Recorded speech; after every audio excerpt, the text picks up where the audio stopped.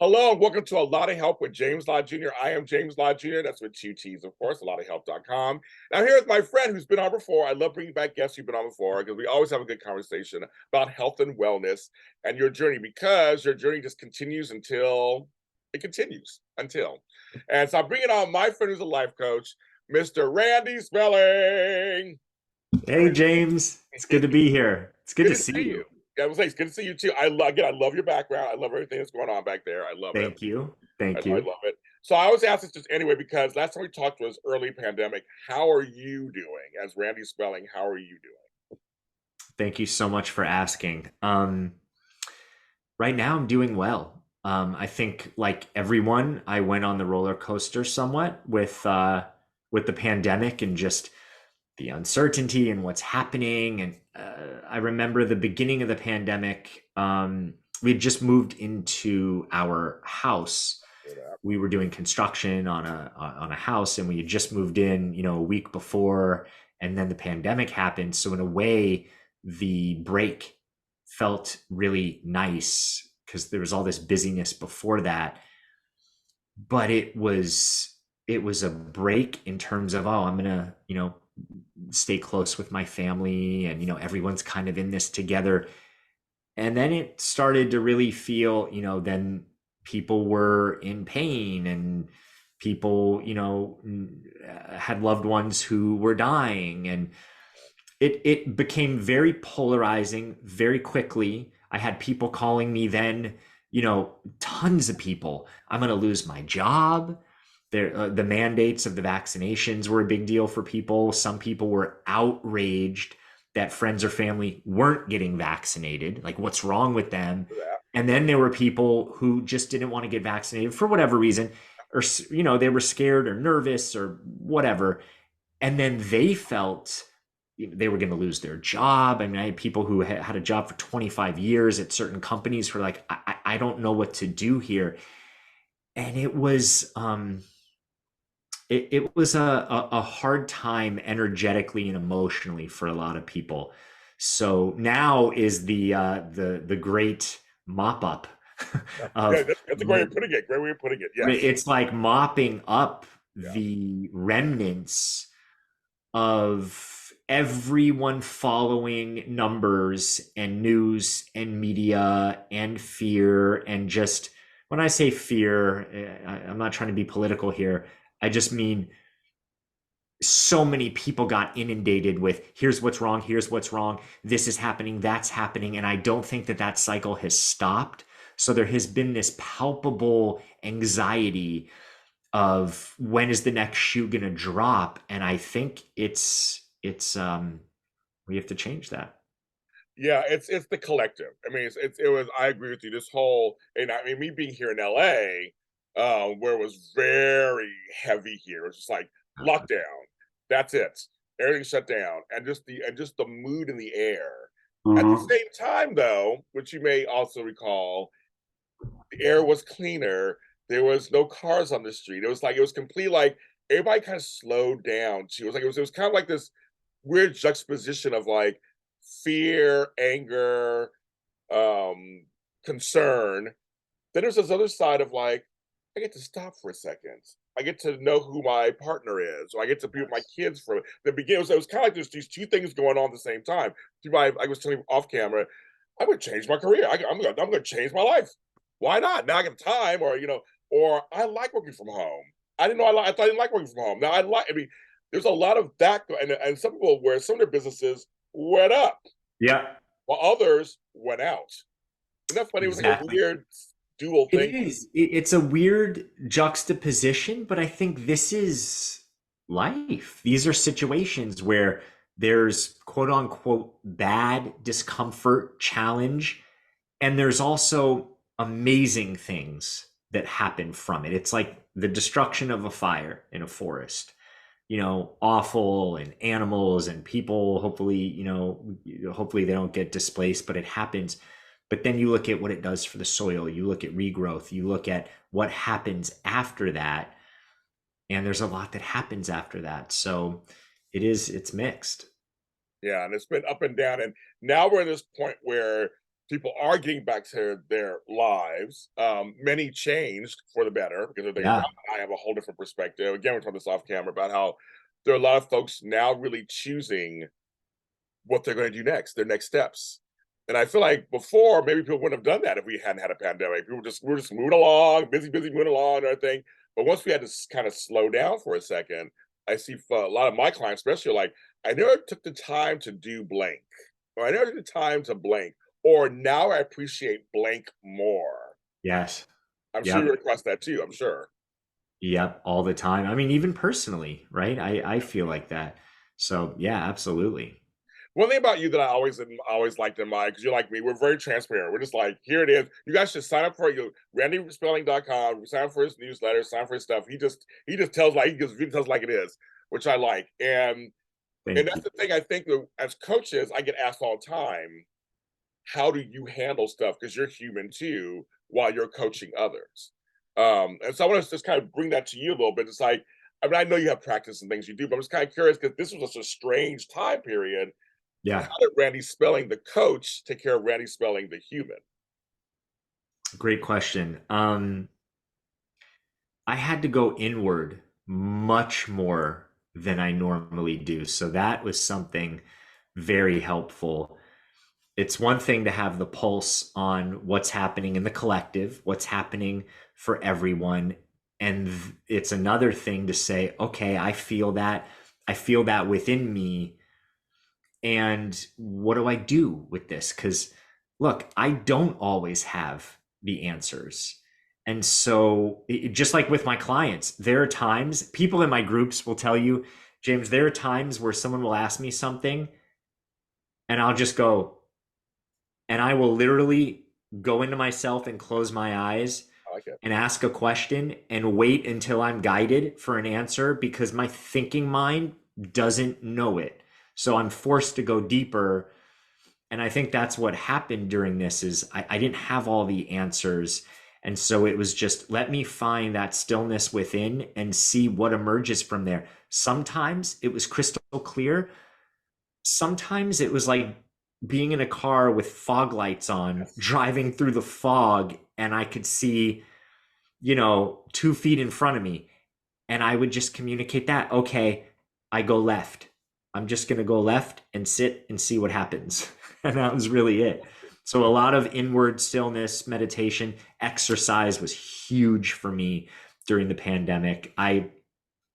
Uh, the first couple months of the pandemic, as I said, we moved uh, into a home, and then we were cooking and doing all these things, and I gained a little bit of weight for me, and I just was slow and sluggish. I wasn't moving at all. I wasn't exercising really, and I got to a point where I mentally didn't feel good. Mm, And again, this is for me. It wasn't like right. I was severely depressed, but I was off.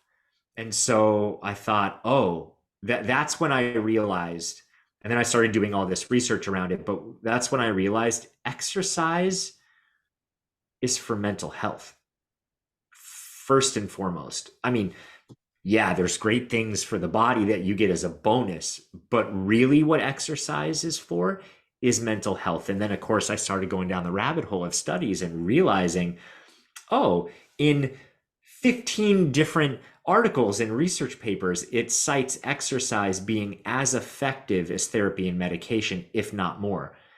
And when I kept seeing that in various places, not just parroted, but seeing it, I was like, there's probably something to that. Well, I'll tell you, for me, it's gardening. Um, Yeah. I'm an inner farmer in me because my family from Louisiana, I guess, from the South. I'm an inner farmer in me, so always have plants and stuff. But the last 8 years or so, I've really been working on my garden. I have a huge yard here in Inglewood. I have a great yardage. But during the pandemic, it really came to focus. And I read articles too. He's like how gardening's good for dexterity. It's good, but it also is good for mental health. It's like Yes. being outside and the vitamin D is coming in and you're calm and you're focused and you're showing compassion to what you're growing and you're watching something.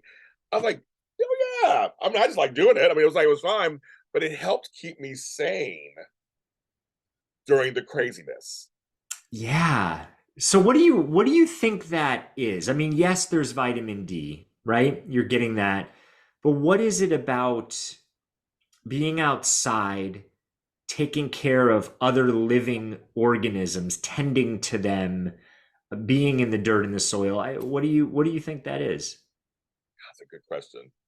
You know what's coming to mind right now, as you just said, I've never, okay, folks, that's why I love being other coaches. They bring stuff out of you. This is how good Randy is, folks. I never thought about this before, but as I'm thinking about it, just immediate reaction is it's reminding me of the good parts of my childhood of playing outside.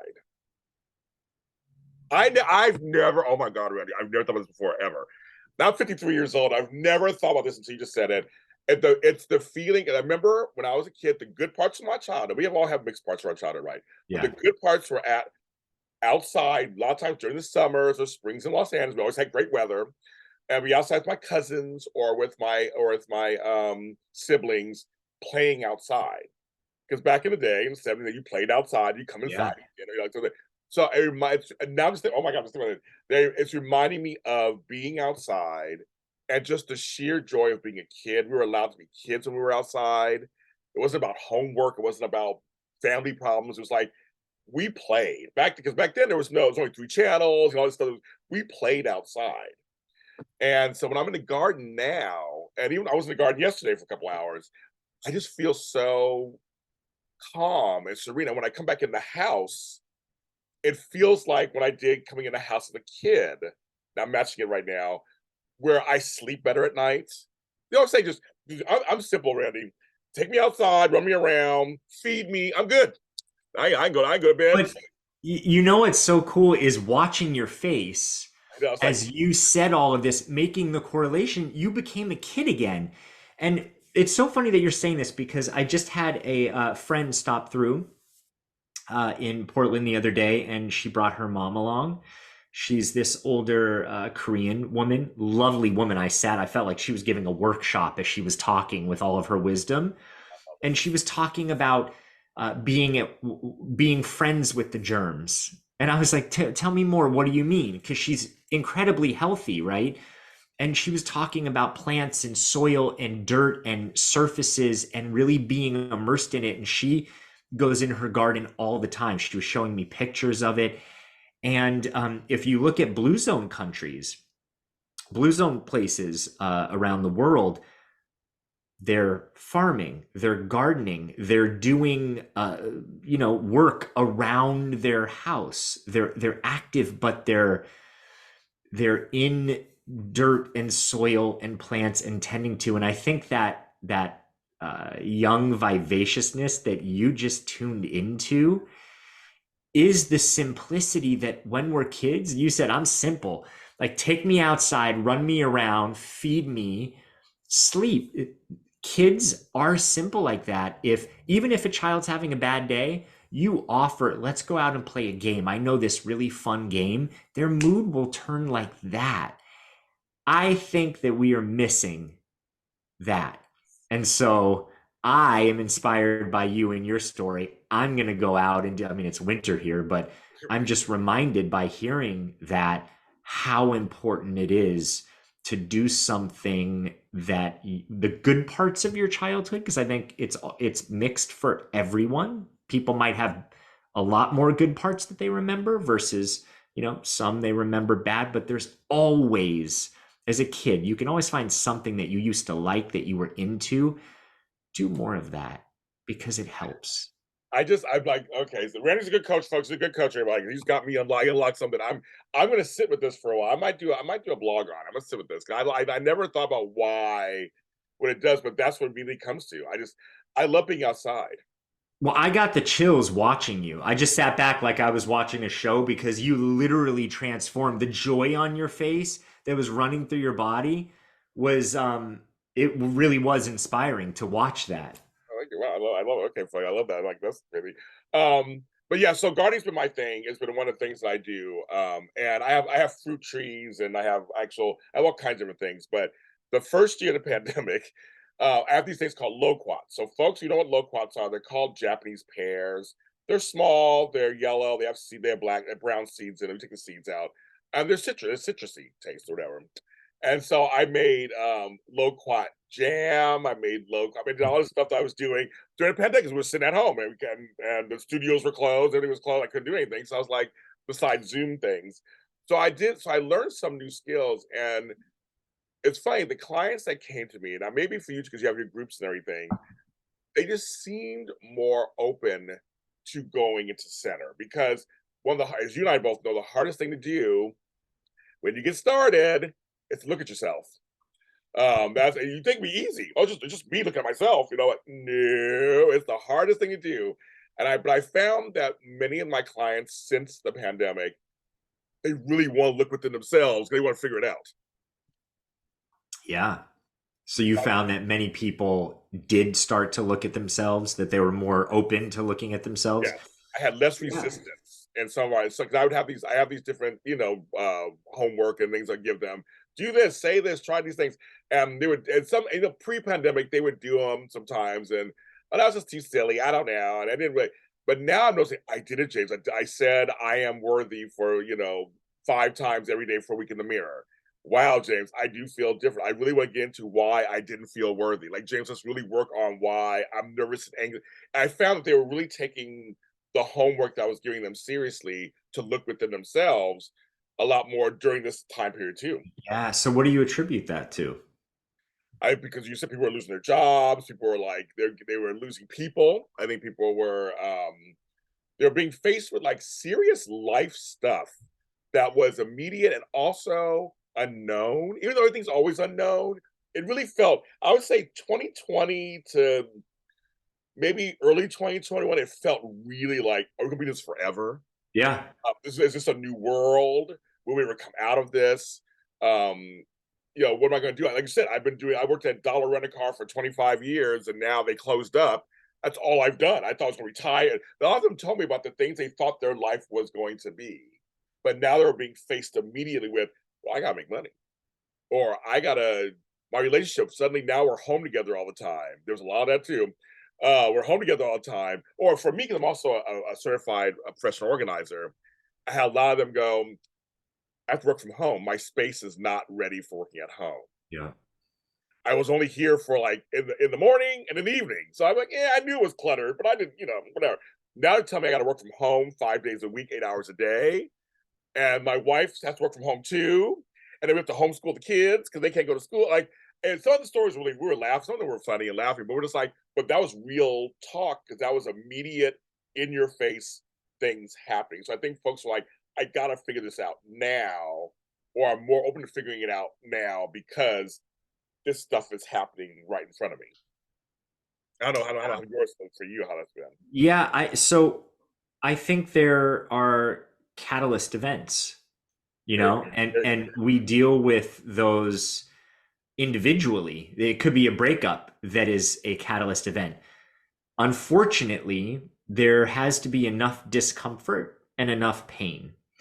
I don't think, I just wrote about this. I don't think everyone has to hit rock bottom in order to change. Now, some people, in the throes of addiction, when they just can't, when it's like impossible seeming to do anything different, sometimes that rock bottom has to happen. I get it. But I think it's important for everyone to know why change is easier when something really difficult is happening is because you're pressed and squeezed until you go tap out. I don't want this anymore. This is uncomfortable, or I have to get it together. I have to take some sort of action. There's an urgency. There's necessity, and urgency and necessity will get people to move. So, I think it's up to us as coaches too to create urgency for people, not stress. There's a difference. Urgency is, I have a mission. I want to bring this out. I'm so excited. James, I'll be right over.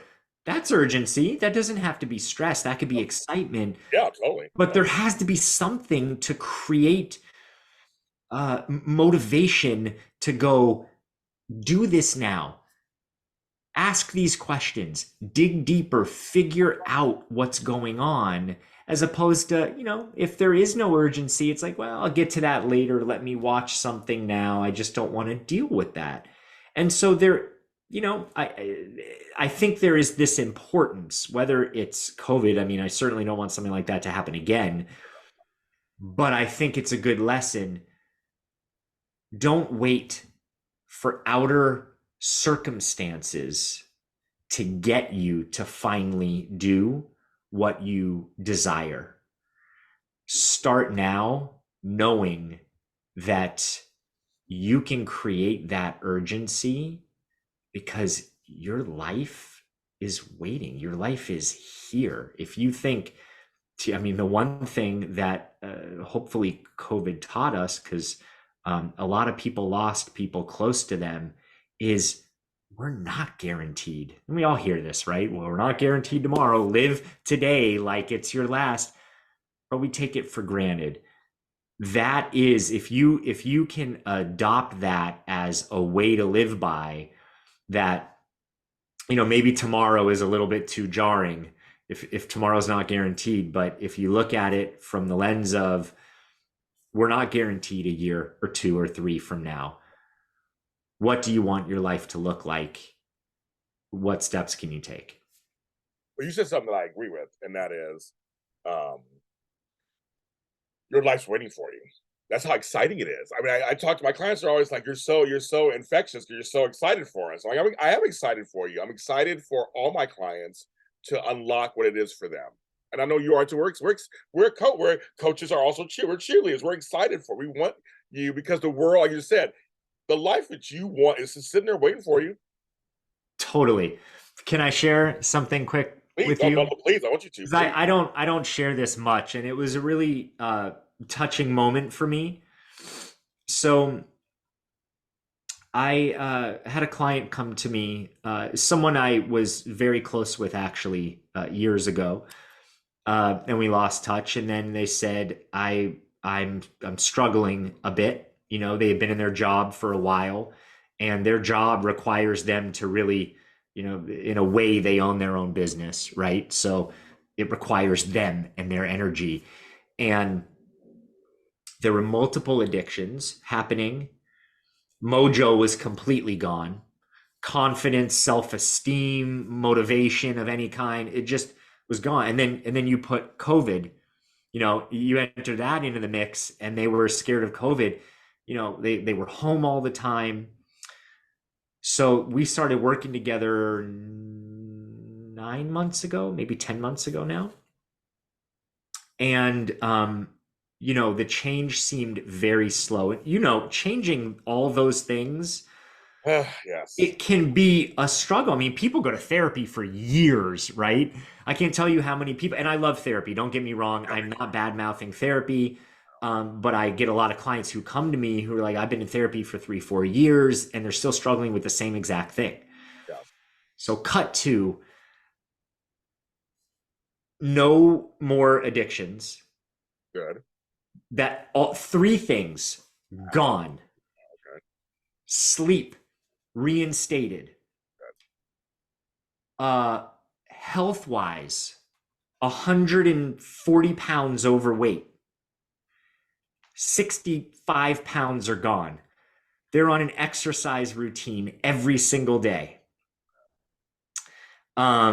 Sleep schedule on point. Work wise, crushing it. Like, just, and the text that I got yesterday was, there's a situation that is in work is feeling kind of negative, but I just feel, you know, I'm reading, I'm meditating. Like, if you hear this from the person that I saw, you know, less than a year ago, is mind blowing to see and see them write this, right? And Yeah. hear this. Right. Right. And they just said, I just feel that there's this intelligence going on and moving through me. I mean, God, universe, whatever. They said, and I just am dedicated now more than ever to be the best person I can be on a minute to minute basis and show up like that. And I just took a moment and I read it 10 times Yeah. because I was in awe. Take myself out of the equation, right? I was in awe that someone could go from here to there. And that is when you say, I'm excited for clients that your life is waiting. I think it's really hard when someone is feeling a certain way, down, down and out, to say, your life is waiting. You could love your life. It seems like such a far stretch, but that's just one great example.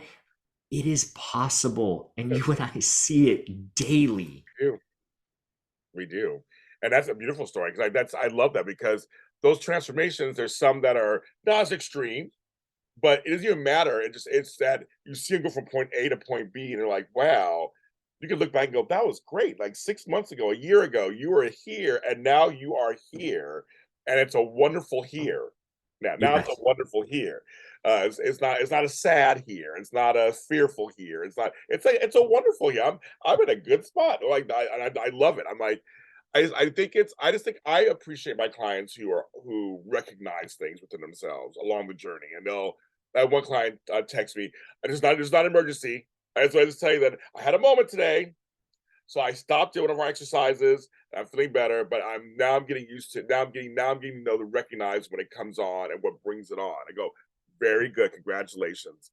And then we move on. And then we have our next meeting. We may discuss it and go, so how did you handle it? So, but I love when it's kind of like they're recognizing what's going on along the way too. I think it's yeah, they know when they start to realize that life is over there, whatever it is they want, it's over there. And let's get to it. Let's walk over to it. Let's make our way to it and see what happens. And I think we're great examples of changing our lives at whatever times when we had other lives. And I just think it's just if we can do it, anybody can do it. I just feel like we're not anything super extra special, magical. We're two guys who had our lives wherever they were back then. Yours a little more publicized than mine, obviously. But we decided to take care of ourselves, um, and move forward and become who we are right now. And we're still evolving. You and I are still evolving and becoming who we are. But I just think that absolutely. we're great examples. I think people just need to understand that you don't have to be stuck. You don't have to be stuck. That's all I try to do with all these coaching things. Like, even if you don't know what you want, or you don't think you know what you want, you don't have to be stuck where you are. That's the big message for me. Exactly. Yeah. And stuck is purposeful.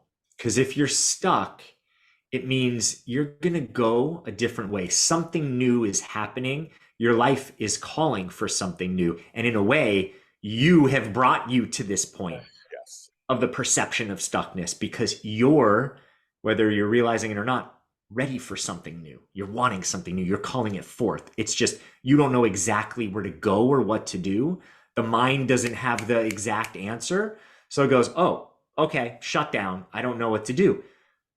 Call James, call me, reach out, talk to someone, get support because again, your life is waiting. And look, I am a bad salesman. I do not think I am a good salesman. I don't. I'm a very authentic seller. I don't like to be salesy. I don't like to go.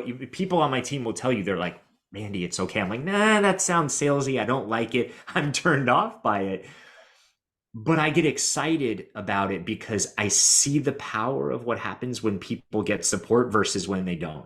And I know that if you and I can change the things that we've changed, right? We're not perfect, but we're constantly evolving and changing.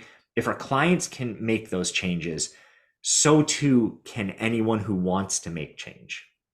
So what are you offering these days? I want people to know what exactly you're offering these days. They go, of course, go to randyspelling.com, but I want to know what you're offering these days.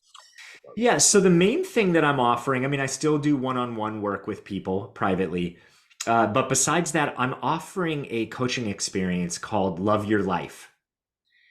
And just how it sounds, the reason why I came to this is I wanted to develop something that was transformative by nature, right? And so I didn't know exactly what that was. It's hard to self identify. So I polled a ton of clients that I've worked with and I said, hey, what are the results that you've gotten from working together? Okay. And so many of them said, I love my life. I love who I am now. Okay. And I thought that That's that's it right it. there. That's it right there. That's Love your it. life. Exactly. Right there. So I developed sort of a system, and there were 4 pillars based on love, intention, freedom, and transformation. And we work on those 4 pillars in a systematic way so that people can love their lives a lot more than they do now. I love that. I love it. So I want to say I love my life. I love that. I love that. That's fine. And I love that you went back to your clients and said, okay, what did you get out of this yourself? And I think it's kind of cool. So was it a great learning curve for you to learn what your clients were kind of mentioning to you in terms of your past sessions? Yeah, it was necessary for me because I'm really not the best at seeing myself clearly. I can see clearly, I can be aligned with myself, but in terms of the work that people get, because remember, I've been doing this for 15 years, and when I started, everyone wasn't so specific. Now, coaches, and it's like I help people do handstands against a wall so that they can get stronger in their gymnastics meets, right? Like it's so It is. specific. It is. It is. When I started, it was like, I'm a life coach. What's going on? Let me help you. And so I have helped people do so many things, and it was so generalized for a long time that it was very hard to go, gosh, I don't know. People come to me and I help them in so many different areas. What is it? So that's why I really asked people, um, what is it specifically? And I got a lot of answers, and it was an eye opener as to, wow, this really works. Right? I mean, again, like what? Oh, okay. Well, I forgot about so and so. Wow, they had that. Yeah. Oh, I remember where they were and where they are now. But distilled, the Yeah. yeah, figuring that out was really cool for me. I've been a coach 8 years. I graduated my coaching school 8 years ago, and I've been doing it. You're right. Even when I came out, it was a little different. It was Yeah. like, yeah, there was only now it's very specialized, and whether it's self-specializing yourself or whatever. But I've noticed that yes, it's very much I am a this for this. I mean, I did mostly general coaching too, but like I said, I was telling you before the show, during the pandemic, I mean, as general coach, we can talk we've had life experience, so we can talk all kinds of stuff to help people. But a lot of career stuff's come up for people because Yeah. of the times, and I helped some folks with their careers. It was like, wow, I like that. But I have career experience. I worked since I was 15 years old. I worked in different fields. I can apply the stuff that I've learned to this. But yeah, it's funny to see the coaching world change and change. And I was gonna ask you, that's kind of things I want to ask you as we start to close off. How do you feel about the life coaching world, the coaching world? I mean, I mean, there's a lot of us out there. There's a lot of us out there. Yeah. So the question is, how do I feel about it? Yes. I feel I feel mixed, to be honest. And I'm always Same here. honest. I know you're always honest. I'm the same way, but you're always honest. Yes. Um, I think it's still kind of like the Wild West. I agree. There are little rules. Um, I think some of that is good, some of that isn't. I mean, because there is a lack of regulation, anyone can say that they're a coach. And what's hard about that is someone, could say, hey, I'm a coach, and they decided to be a coach yesterday, and someone goes to them and they don't have a great experience, and they're like, oh, coaching doesn't work. That's not a fair shake, right? Um, but I also think it's great because by nature, anyone who goes into the profession to help people, you're going to get some benefit regardless. So in that way, I think, wow, how amazing that more and more people, I mean, it's a still one of the fastest growing industries. That says that people need it. People are ready. People are ready for more self-awareness. So I think it's great. I wish there was less noise in the space, and I wish there was less positioning, because the positioning and the posturing of everyone being an expert, it waters down people who are legitimate, experts, whatever that means. And so I think, you don't have to position. I think you can be honest. I don't think people care if you're an expert. as long as you can speak to what they're going through so clearly that there's trust that if you can speak that clearly about my pain or my struggle or what's happening, and if I ask you questions, it seems like you can build a bridge to how to get there, I'm in, right? I don't care if you have 1,000 clients. I don't care if you're making 6 figures or 7 figures. The point is, can you help me take these baby steps that I need and partner with me? And can you be transparent? I think that's the most important thing. I completely agree with you all that on all that. And I've learned that the last couple of years, especially with the life coaching world, the organizing world. They're looking for fancy quick fixes. They just want somebody who can see them. Yeah, That's literally what it totally. is. That's literally what it is. Exactly. Thank you. Mr. Randy Spelling, my friend, thanks for being on. As always, always. Always good, James. Go. Anytime. Yes, we'll have you back, of course. We always have good talks. RandySpelling.com, folks. And you're also on Instagram too, I believe. Weekly I profile. am. Yep. So follow him there. I'll put the links in the bio, of course, for that. So follow him. Follow him. You need him from coaching. Go love your life with Randy Spelling. Yes. Go love your life with Randy Spelling. I'm James Lott Jr. 2T's, of course. ofHelp.com is the website. We love you guys. We have compassion. We see you. We hear you. Pass this along to anybody you think needs to hear this or see this. We're in audio and video, so we're on YouTube at JLJ Media. An audio every single streaming platform. You cannot run from us. We are everywhere, from Apple, Spotify, Google, Deezer, all of them. Just look up Um, a lot of help. We're everywhere. Everyone, take care of yourselves and each other. We'll see you next time.